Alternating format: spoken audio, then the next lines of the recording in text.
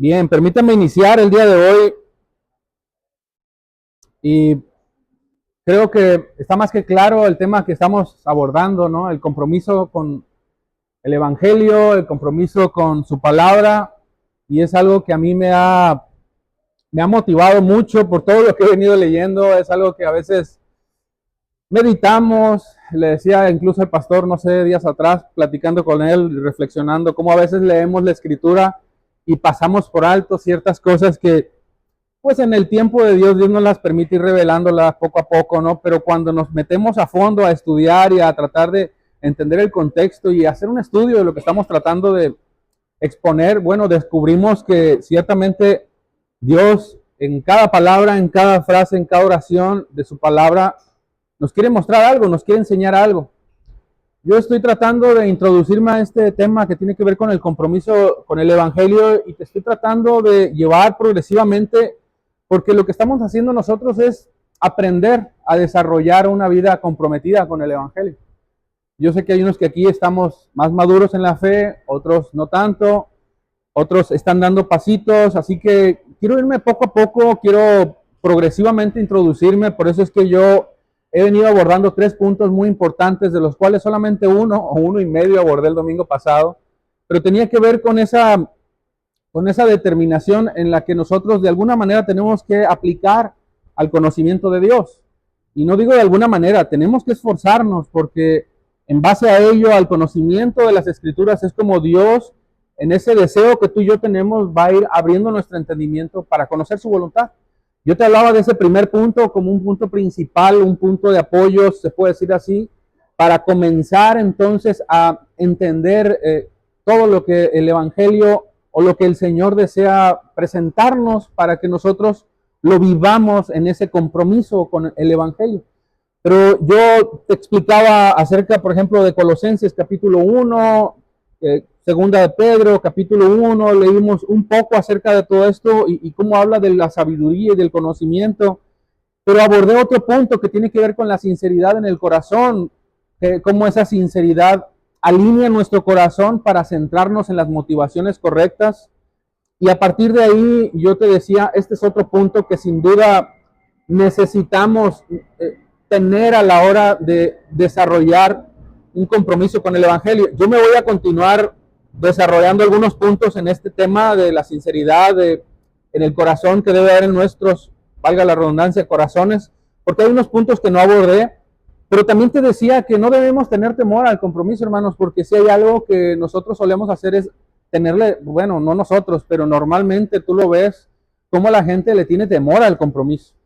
Y no debe haber temor al compromiso, número uno, porque tú estás literalmente acercándote a la voluntad de Dios, deseando conocer la voluntad de Dios, y es Dios quien nos va a guiar en ese compromiso para que nosotros entendamos en qué consiste, cómo Él desea que entendamos esa responsabilidad que tenemos con el Evangelio y cómo en realidad lo vamos a disfrutar, más que temer, por decir así, ¿no?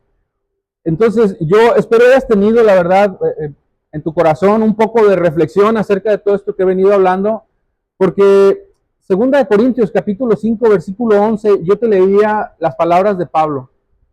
Unas palabras que tú ves cómo se enfoca y no se jacta en su justicia, no se jacta en su conocimiento, no se jacta en nada que tiene que ver con su posición social o todo ese conocimiento teológico que pudiera tener, sino que dice, te lo voy a leer, en cuanto a mí, que nunca me jacte de otra cosa que no sea de la cruz de nuestro Señor Jesucristo. Y después continúa, debido a esa cruz mi interés por este mundo fue crucificado y el interés del mundo por mí también. Voy a analizar más adelante un poquito más estos puntos, pero yo quiero abordar primero lo que te comentaba, ¿no? Ese corazón sincero, hermanos, nos permite centrarnos, nos permite ubicarnos y nos permite mirar a la cruz. En pocas palabras, necesitamos un corazón sincero cuando deseamos nosotros decir que queremos cuando deseamos que nosotros decimos más bien que queremos venir y comprometernos con el Evangelio.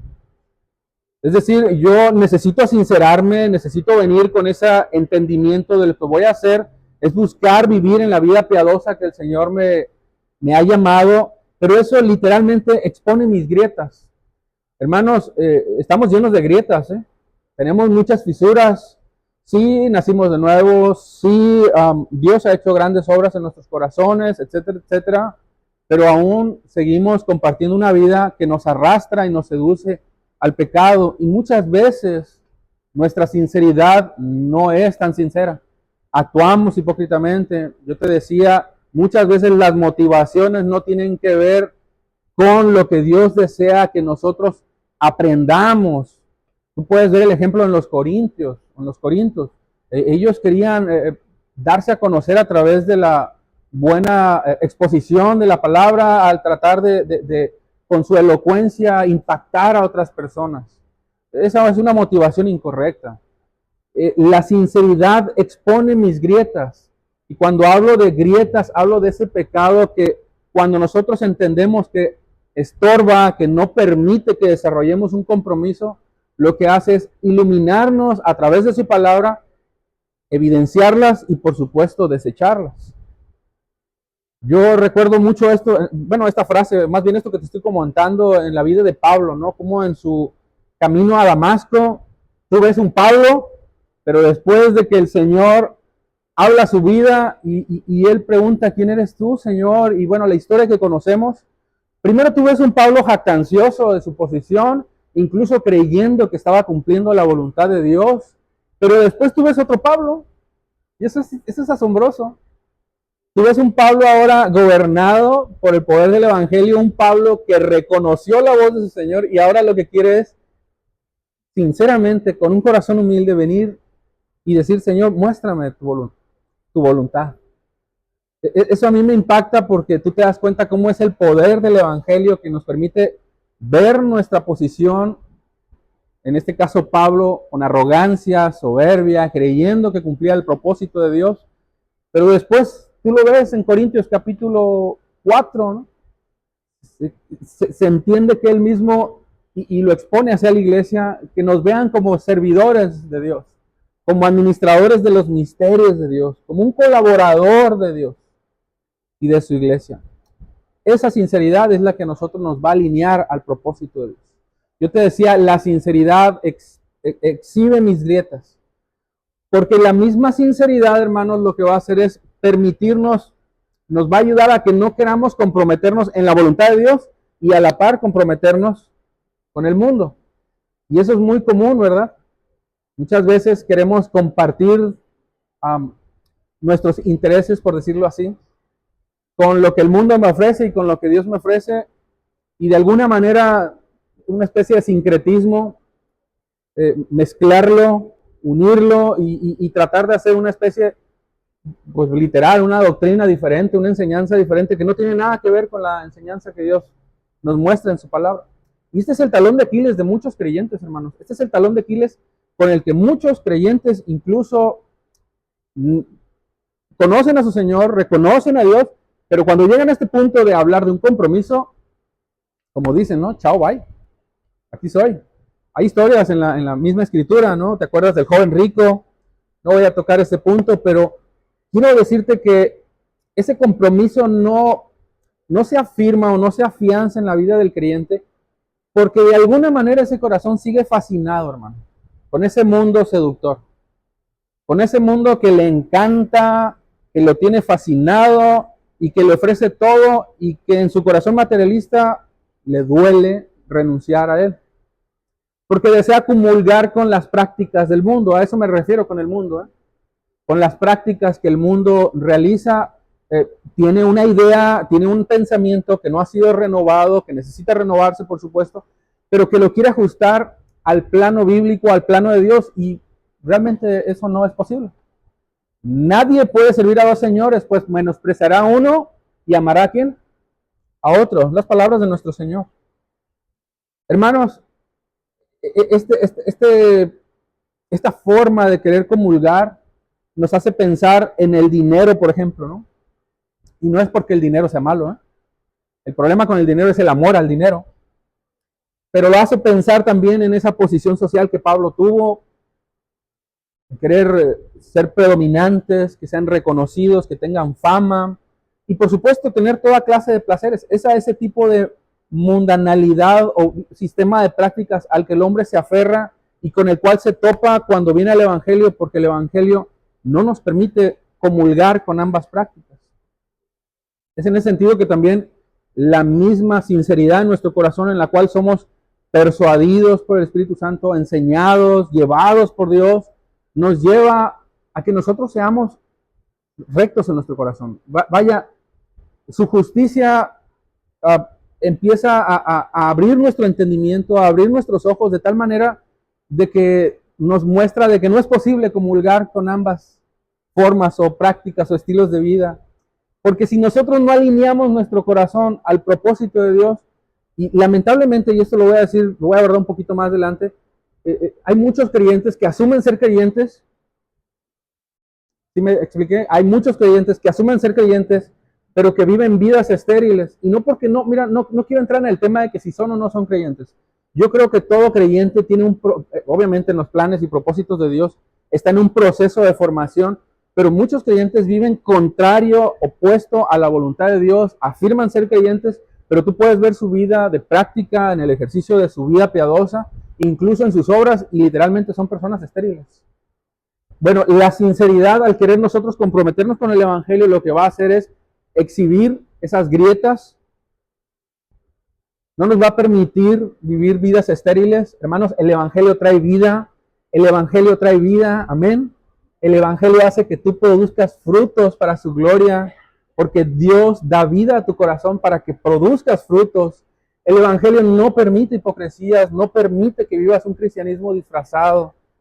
No permitas que acuñes prácticas del mundo que van a hacer que quieras mezclarlas y al ratito tú mismo empieces a idear frases en esa lucha que tienes en tu mente para querer compaginar, comulgar, ¿no?, entre el mundo y lo que Dios enseña.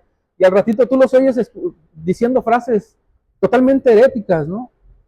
¿Para qué ser tan exagerados con el Evangelio? Es bueno ir a la iglesia, pero no hay que ser tan religioso. O, ¿cómo dice esa frase que dice, ni tanto que queme al santo, ni tanto que no sé qué? Algo así, ¿no? Que lo alumbre, algo así. Y es triste escucharlo eso en personas que asisten a la iglesia, pero persisten en ese interés del mundo, persisten en ese sistema de prácticas y lo quieren mezclar con el Evangelio. Lo que hace el Evangelio, hermanos, es limpiarnos, lavarnos de todo esto, para que no estemos anclados a lo temporal, a este mundo materialista, y lo que hacemos cuando pensamos así, de hecho, es minimizar la cruz de Cristo y magnificar nuestro interés por este mundo.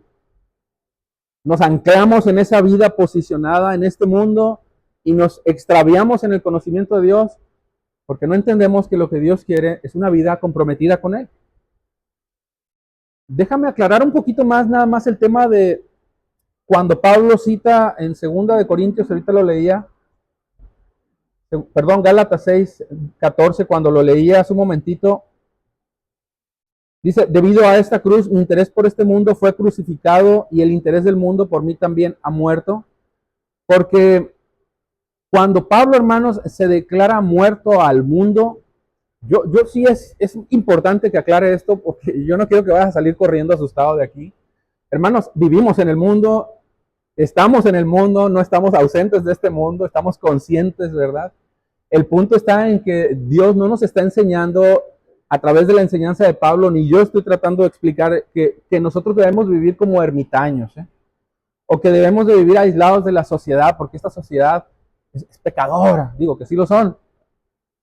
El mundo vive en una vida de pecado constante, ofendiendo a Dios, pero eso no quiere decir que yo tenga que aislarme, no quiere decir que yo tenga que dejar de trabajar, no tiene que ver con que yo tenga que pensar en que tengo que dejar de proveer para los míos, porque el dinero es pecado, o tengo que ser como los monjes ascetas, abnegados, aborreciendo las comodidades, renunciando a la diversión y renunciando a todo placer que Dios me puede dar cuando es ordenado por su palabra.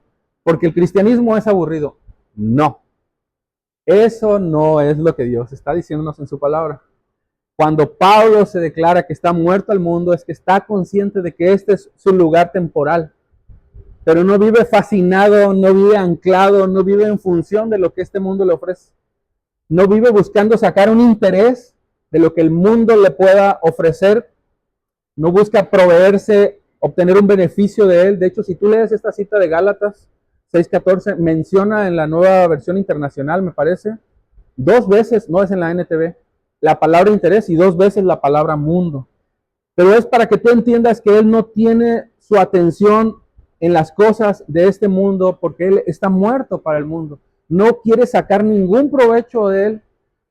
No quiere obtener nada del mundo que al mismo mundo lo pueda comprometer, porque ese sistema de prácticas del mundo lo lleva a una vida que no es provechosa en la vida piadosa. Es en ese sentido que Pablo está hablando en estos versículos que te leía en Gálatas 6:14. Yo te decía, estamos en el mundo, pero no pensamos como el mundo y no actuamos como el mundo actúa. Tenemos que trabajar, amén. ¿Cuántos dicen amén? Amén. Hay deudas, por supuesto, hay que librarlas. Hay que vivir en la sabiduría de Dios para no ser arrastrados por este sistema voraz y avaro.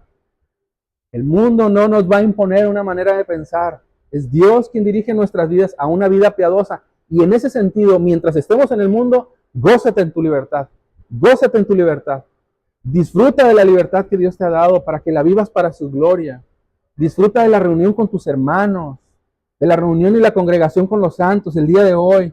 Anima a tu hermano para que se siga comprometiendo ese ejercicio de su vida piadosa. Anímate tú, como Pablo le decía a Tito, sé tú mismo un ejemplo para los creyentes en conducta, en fe, y que todo lo que hagas refleje la integridad y seriedad del evangelio que enseñas. Hermanos, en ese sentido es que estamos comprometidos, porque nos gusta, por supuesto, lo que Dios ha hecho en su creación en el mundo, pero sabemos que esto es temporal. Y mientras tanto disfrutamos de nuestra libertad, compartimos alimentos, vivimos alegres, disfrutamos de nuestra redención y disfrutamos de lo que Dios hará al final. Porque sabemos que esto no acaba, amén. Esto no acaba. Hay un punto más que yo deseo abordar antes de entrar ahora sí más a fondo al tema del compromiso con el evangelio, que te recuerdo, yo estoy dándote ciertos pasitos nada más que nos van a dar un peldañito, por decir así, para seguir conociendo más de qué compromiso estamos hablando y en qué sentido el evangelio nos desea que desarrollemos este compromiso con el evangelio. Yo citaba conocer nuestra responsabilidad, obviamente, a través de su voluntad, a través de Jesús, sinceridad en nuestros corazones, pero debemos, hermanos, comprender la magnitud de nuestra responsabilidad. Yo pensaba comprender la magnitud de nuestro llamado, pero no, es comprender la magnitud de aquel que nos llama en función del llamado que nosotros tenemos como hijos de Dios. Hay una porción en la Escritura, te la voy a leer, en Timoteo, 1 Timoteo, capítulo 1, versículo 17, y Pablo lo describe de una manera preciosa porque entiende a quién sirve, entiende a quién ha entregado su vida, ha comprometido su vida. Servimos al Rey eterno. Wow, si tú estás leyendo Timoteo 1:17, dice al Rey eterno, inmortal, invisible, al único y sabio Dios, infinito. Tú te puedes dar cuenta en las palabras de Pablo a Timoteo que él sabe a quién está sirviéndole y está transmitiéndole ese mensaje a su hijo en la fe para que entienda que con él es que él mismo se está responsabilizando y que entienda que su compromiso no es con Pablo, no es con los apóstoles, no es con los profetas, es con Dios, con el Rey eterno, el inmortal, el invisible, al que no podemos conocer sus pensamientos porque son insondables. Tenemos que aprender, hermanos, a conocer la magnitud de nuestro llamado, pero principalmente de quién nos llama. Sí, hermanos, este es un conocimiento progresivo. Vuelvo a decirlo, progresivo, pero no es una justificación para que tú actúes deliberadamente en lo que tú has aprendido. En lo que tú has aprendido, esfuérzate y dedícate a conocerlo mejor. Si tú has conocido, has dado 2, 3 pasitos en la fe y conoces eso que Dios te ha mostrado, vívelo en su libertad. Sigue creciendo, deja que Dios siga corrigiendo tu vida, deja que Dios siga amonestando tu vida, animándola, porque ese es el propósito del evangelio, corregir, enseñar, instruir, capacitarnos. En eso estamos involucrados todos. Yo también, el pastor también, y no hay nadie que se libre de esto. Seguimos en esa vida, en ese proceso.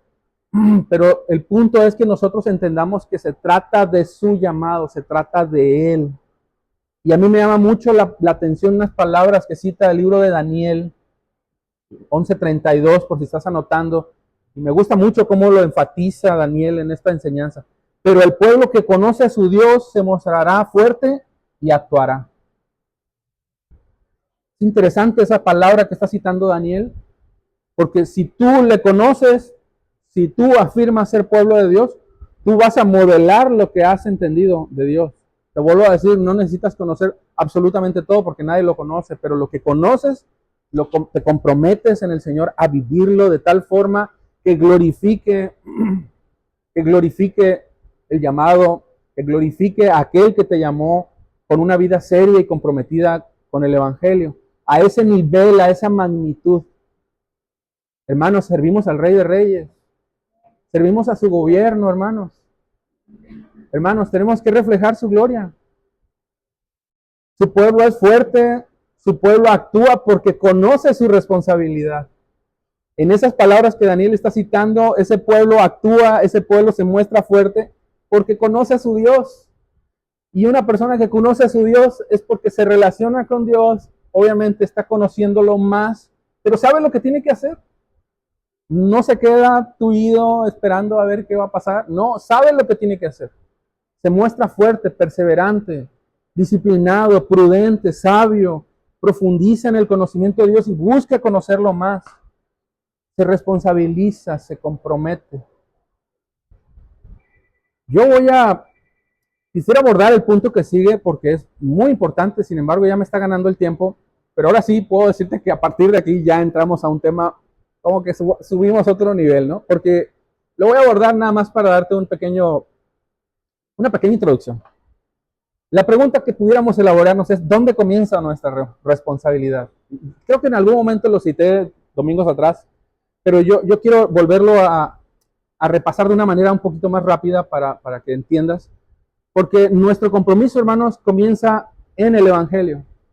Nuestro compromiso, vuelvo a repetir, comienza en el Evangelio porque Jesús es el Evangelio. Sí lo dije, ¿verdad? Creo tiempo atrás.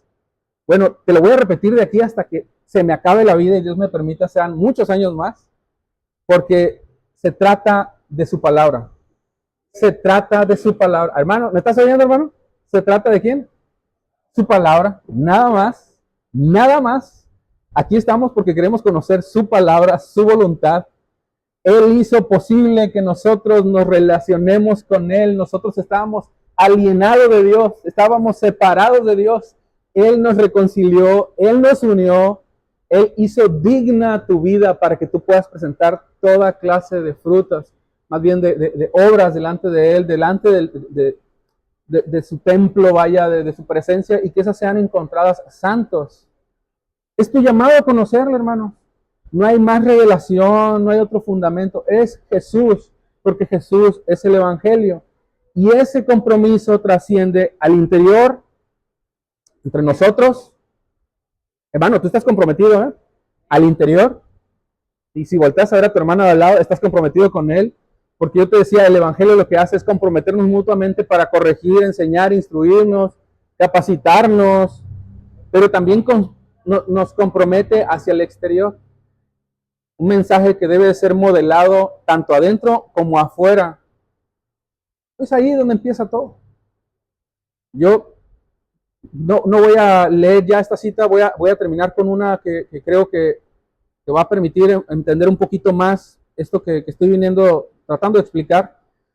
Porque Pablo lo explica de una manera que, wow. Me gusta mucho cómo lo dice en 2 Corintios, capítulo 5, versículo 11. Si estás conmigo, ve ahí, por favor, para terminar con esa cita. Yo lo voy a leer en la NTV. Pero fíjate cómo dice en la Nueva Traducción Internacional. Pablo tiene claro su compromiso y tiene claro a quién está sirviendo. Tiene claro que él está buscando servir, colaborar en el ministerio del Señor al interior y obviamente modelar esa enseñanza hacia afuera. Dado que entendemos nuestra temible responsabilidad ante el Señor, trabajamos con esmero para persuadir a otros. Dios sabe que somos sinceros y espero que ustedes también lo sepan. Hermanos, la responsabilidad que tenemos es seria, es temible, porque trabajamos para el Señor, para el Rey. Y es temible porque Él es santo Y yo te decía tiempo atrás también que todo lo que nosotros tenemos que hacer, lo tenemos que hacer en la dignidad y en la santidad de Dios. Y si es posible, porque Él nos capacitó para eso. Porque Él es temible, porque Él es santo, Él es digno. Y nosotros tenemos que trabajar para persuadir a otros. Yo deseo persuadirte. Deseo que tú comprendas a través de mi vida, a través de la vida de los demás, cómo podemos verdaderamente vivir comprometidos con el Evangelio si en verdad tememos su palabra. Si en verdad tememos vivir una vida santa a un Dios que es digno y merece toda gloria y todo honor. Amén. Señor, que podamos comprender esta temible y gran responsabilidad a la cual hemos sido llamados, Señor.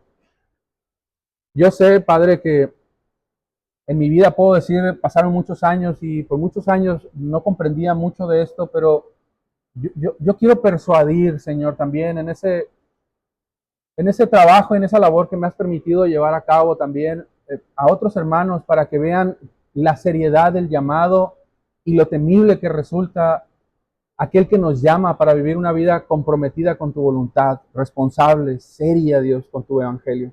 Padre, permítenos elevarlo al nivel que tú nos pides, Señor, con esa devoción y con esa santidad para que lo podamos ejercitar aquí en nosotros como creyentes, pero también llevarlo allá afuera, Dios, donde tú deseas que prediquemos y enseñemos tu palabra.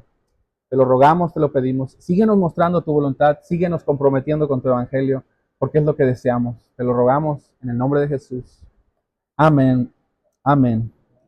Bendecido día, hermanos.